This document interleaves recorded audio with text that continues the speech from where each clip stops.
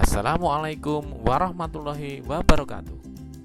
Berjumpa lagi dengan Bapak Eko Supriyanto akan mengajarkan kelas 5 tema 1 subtema 2 tentang manusia dan lingkungan.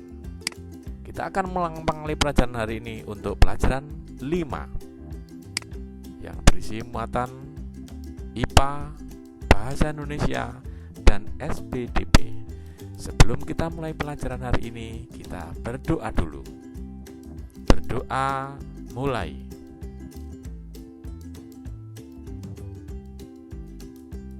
Berdoa selesai. Dalam kesempatan ini, tujuan pembelajarannya adalah sebagai berikut. Yang pertama adalah dengan mengamati gambar, siswa dapat merangkai sebuah cerita dengan percaya diri. Yang kedua, dengan membaca, siswa dapat mengetahui macam-macam otot pada manusia. Yang ketiga, dengan berkreasi, siswa dapat membuat desain cover buku. Yang keempat, dengan membaca, siswa dapat menentukan ide pokok dari masing-masing paragraf dengan tanggung jawab. Di sini kita lihat ada Bapak Bejo. Mengapa Pak Bejo sudah tua masih kuat untuk menyangkul? Karena apa? Karena tulang dan otot tangannya masih kuat mengayun cangkul yang berat. Kakinya pun masih kukuh berdiri dan berjalan di atas lumpur yang pekat. Pak Bejo sudah terbiasa melakukan hal tersebut sejak remaja. Dia pun melakukannya sebatas dengan kekuatan dan kemampuannya. Dia tidak pernah memaksakan untuk melakukan kegiatan yang di luar batas kemampuannya. Jika kita paksa, bisa-bisa tangan atau tangan kita bisa cedera. Di situ ada kolom ayo mengamati. Tahukah kamu apakah otot itu? Otot adalah jaringan yang ada di dalam tubuh manusia, berupa alat gerak aktif yang menggerakkan tulang sehingga menyebabkan suatu organisme atau individu dapat bergerak. Otot bekerja dengan cara berkontraksi dan berelaksasi. Fungsi otot pada manusia adalah sebagai berikut. Yang pertama adalah menjalankan dan melaksanakan kerja ototnya. Contohnya, berjalan, mengangkat, dan memegang barang atau apapun. Yang kedua adalah menggerakkan jantung. Jantung kita dapat bergerak karena otot jantung di situ berfungsi untuk menggerakkan jantung. Yang ketiga adalah mengalirkan darah yang terdiri atas zat-zat atau nutrisi, oksigen, dan lain sebagainya.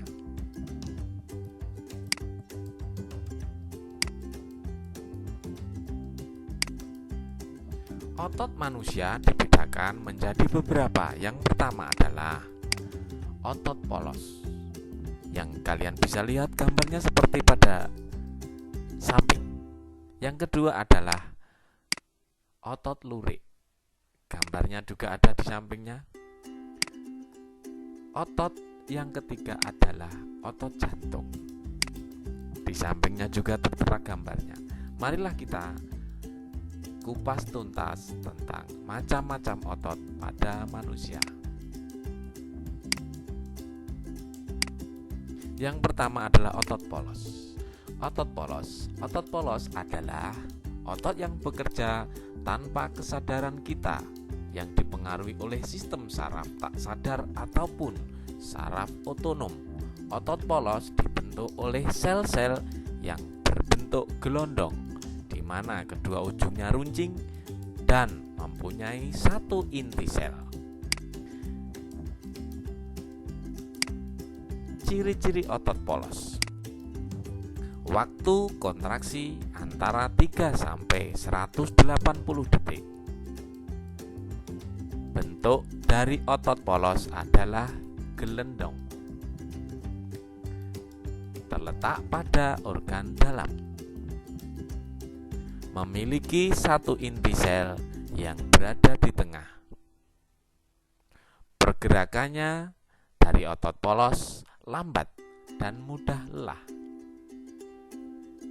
Dipengaruhi oleh saraf otonom.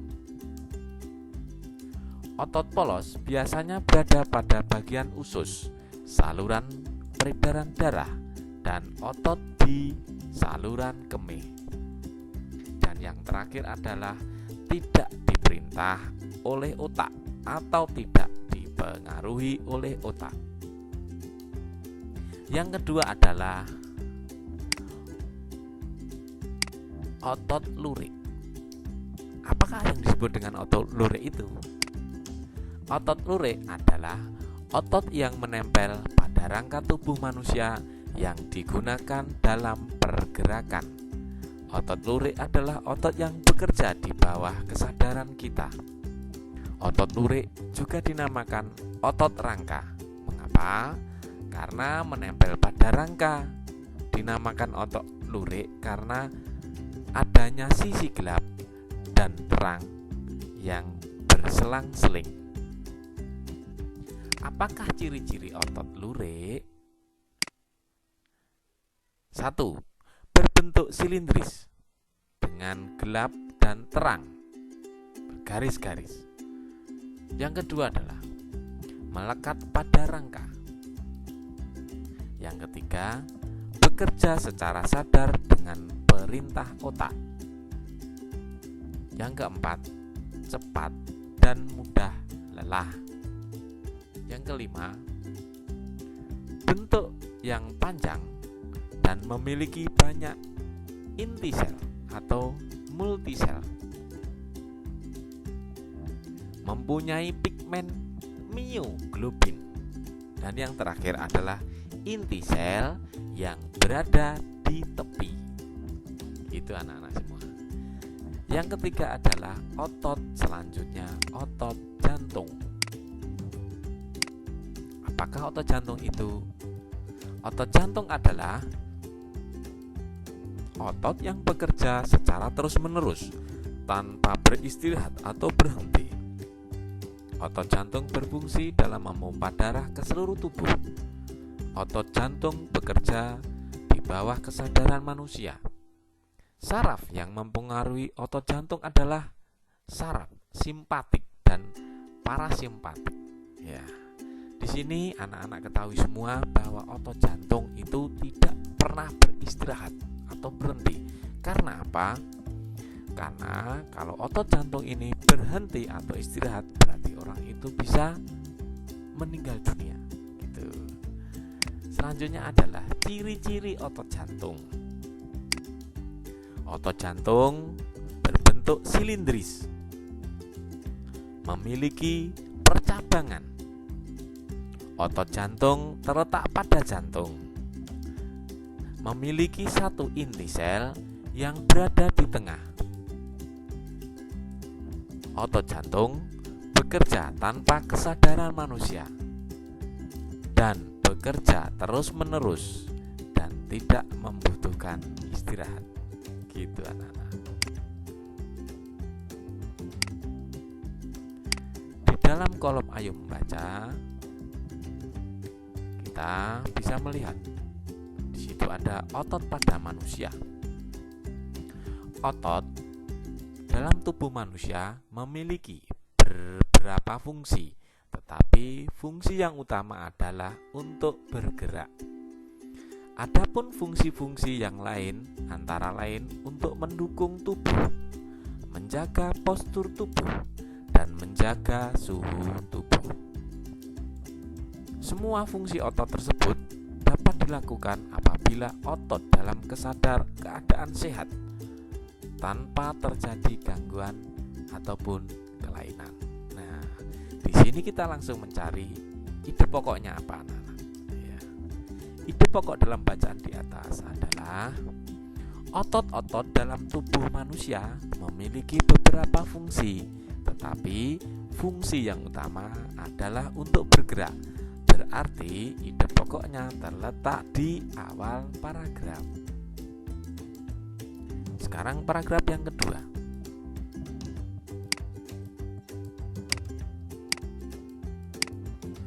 Otot dalam tubuh manusia berperan dalam gerakan-gerakan yang disengaja.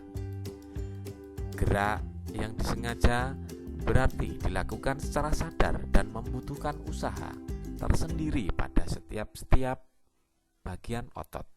Contoh gerak yang disengaja antara lain adalah berjalan, membungkuk, memutar, memegang, dan mengangkat barang atau apapun yang bisa digerakkan gitu.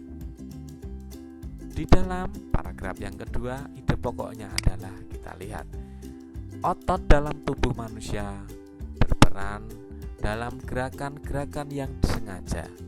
Berarti ide pokok pada paragraf berikut adalah terletak pada awal paragraf.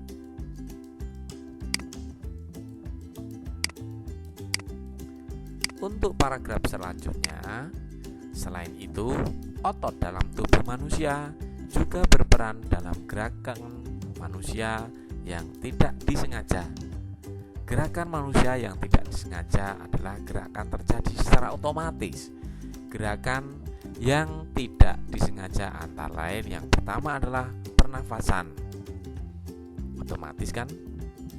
Gerak pencernaan dalam makanan melalui sistem pencernaan. Dan yang terakhir adalah detak jantung. Di dalam paragraf ini, manakah ide pokoknya? Kita lihat dulu. Ide pokoknya adalah terletak pada awal paragraf. Selain itu, otot dalam tubuh manusia juga berperan dalam gerakan manusia yang tidak disengaja.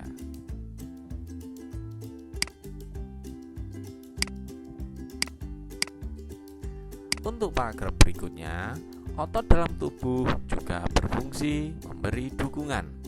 Otot-otot dalam tubuh manusia, khususnya otot-otot pada rangka, bekerja untuk mendukung tubuh.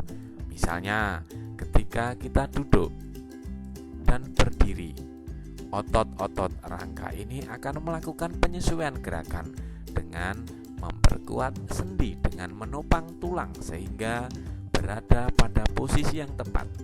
Selain itu, otot rangka juga memegang peran penting dalam menentukan kekuatan tubuh secara keseluruhan dan kemampuan untuk melakukan aktivitas fisik. Dengan otot yang kuat, maka kesehatan tubuh kita juga akan terjaga dan kita pun akan bisa melakukan berbagai gerakan. Gitu anak-anak. Kita lihat di sini, paragraf ini ide pokoknya terletak di mana? Ide pokoknya terletak pada awal paragraf, yaitu otot dalam tubuh juga berfungsi memberikan dukungan.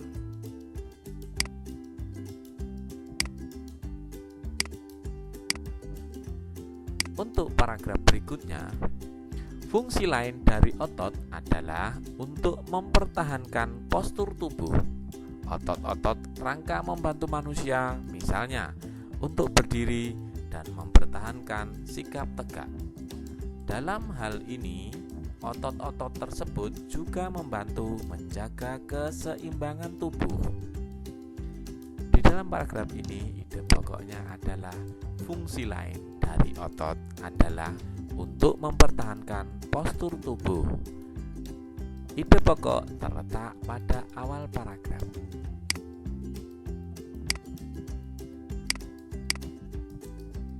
Untuk paragraf berikutnya, otot juga berperan dalam menjaga suhu tubuh secara keseluruhan. Sistem otot dapat merespon jika tubuh mengalami penurunan dan peningkatan suhu tubuh. Contohnya, respon otot ketika terjadi penurunan suhu tubuh adalah menggigil. Menggigil adalah respon tidak sengaja di mana otot berkontraksi secara tepat untuk menghasilkan panas. Otot yang menggigil tersebut menuntut peningkatan darah yang mengundang oksigen untuk meningkatkan suhu tubuh. Nah, kira-kira ide pokoknya di mana ini anak-anak? Ide pokok pokoknya adalah otot juga berperan dalam menjaga suhu tubuh secara keseluruhan. Terletak pada awal paragraf. Anak-anakku sekalian, sebelum kita berkreasi, apakah ada kesulitan di dalam mencari ide pokok tentang otot pada manusia? Oke, selanjutnya kita akan berkreasi dengan desain cover. Desain cover di sini mempunyai dua macam. Ada dua macam desain dalam membuat cover. Yang pertama adalah cover dengan latar berwarna putih dan tulisan sederhana. Nah, contohnya seperti ini. Latar belakangnya putih dengan tulisan yang sangat sederhana sekali.